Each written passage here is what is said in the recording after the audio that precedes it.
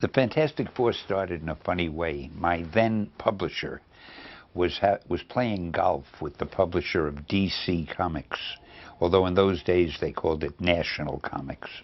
And he told him that they had a comic book called The Justice League, and it was selling very well.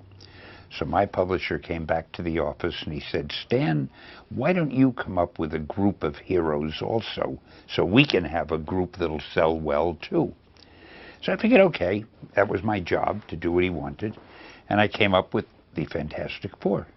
In all honesty, I had never seen the Justice League, so I didn't have to make it like the Justice League. My only mandate was to do a team of superheroes. I'm not sure why I made 4 members in the group. They could have been 3 or 5 or 6, but I decided I wanted a hero, one man who'd be the leader. That was Reed Richards, Mr. Fantastic, as he modestly calls himself. And then I wanted him to have a girlfriend, and that was Sue Storm. I felt it would be fun if there was a kid brother. That was Johnny Storm. And then I wanted somebody totally different in the group. I wanted a sort of a semi-monster who'd be very lovable. Sounded silly, but I had a feeling I could pull it off. And I figured, well, that's enough to work with. If I can make that work, it's not going to be easy, but that was it. So for some reason, I just picked those 4.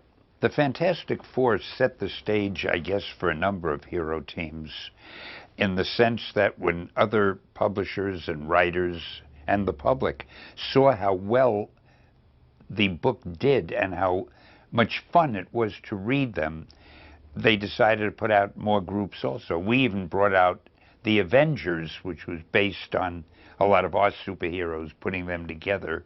That was easier. I didn't have to create new ones. I just took superheroes who already existed. And then I did the X-Men, which was another team. Of course, it was a totally different type of team. But I realized doing the Fantastic Four that it gave me an opportunity to have a lot of wisecracks, a lot of kidding around amongst the group, and they could relate to each other. When you have a single superhero, who does he or she relate to? It makes it a little more difficult. I thought of the Fantastic Four as more than just a team, really, but a family, because after all, the way I designed them, Reed was the father of the family, so to speak, and then the heroine was really, she knew who he was. There was no secret identity, and she was engaged to him. And Johnny Storm, her brother, once they got married, he would be the brother-in-law. And of course, the Thing would be the family's best friend. So to me, they were a nice, tight-knit, familial, I think is the word, group.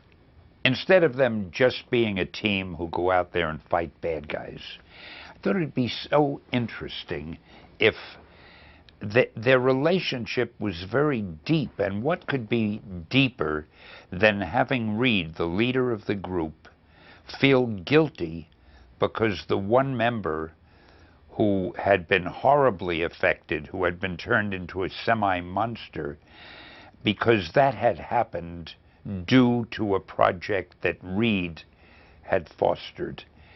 And therefore, Reed always had this guilt feeling, and his friend, the Thing, who was an incredibly close friend, and they would have died for each other, but deep down, the friend would not have been human not to have had some sort of a lingering resentment because of what had happened to him because of Reed's project. So I thought that also gave the group a dimension and a feeling of reality.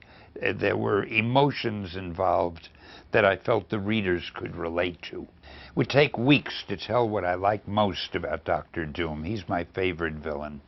One of the things is, as far as I know, there had never been a villain who was the king of his own country. Now, when he came to our country, he had diplomatic immunity. So even if he committed a crime, you couldn't arrest him because he was a king of a friendly country. At least as far as we knew it was friendly. The other thing is, if you think about it, all that Dr. Doom wanted to do was rule the world. Now, you could be a jaywalker or a litterbug and a policeman might hand you a summons. You know, if you drop some paper on the street, or if you run across the street against the light. But you could walk up to any cop or FBI man or CIA agent, and you could say, "Excuse me, I want to rule the world." That's not a crime. You can't arrest them for that. So here was the most dangerous, most powerful villain in the world, who wanted to rule the entire world. There was nothing we could do about it. I mean, I got a kick out of that. All of the Fantastic Four characters were easy for me to write, because if you feel you know a character, it becomes easy to write him or her. I thought I knew all four of them. When I wrote Reed's dialogue, I had him always using a lot of big words, and I always had the Thing getting annoyed with him, and can't you say something like a normal human being, you know? And I enjoyed the Human Torch, Johnny Storm, always playing tricks on the Thing, and the Thing trying to retaliate. I enjoyed Sue Storm's little romance with Reed before they got married, and then whatever little domestic problems I could have come up between them after they were married. And I really enjoyed everything about the Fantastic Four. I loved writing it. The main thing that sets the Fantastic Four apart from other superheroes or groups of superheroes is the fact that they are a family. I don't know of any other group that is. And they have problems, just as Spider-Man does, but some of them are the same kind of problems. They even have to worry about making a living, too. I've done stories of the Fantastic Four where they were going to be evicted from their headquarters because Reed had lost a lot of money by taking their reward money and investing it in stocks, and the stock market tumbled, and Ben Grimm got very angry about that and so forth. So I gave them human problems. I think they had more human situations than most other heroes, and certainly than most other teams of heroes. I think that these new superheroes, like The Incredibles, are just great.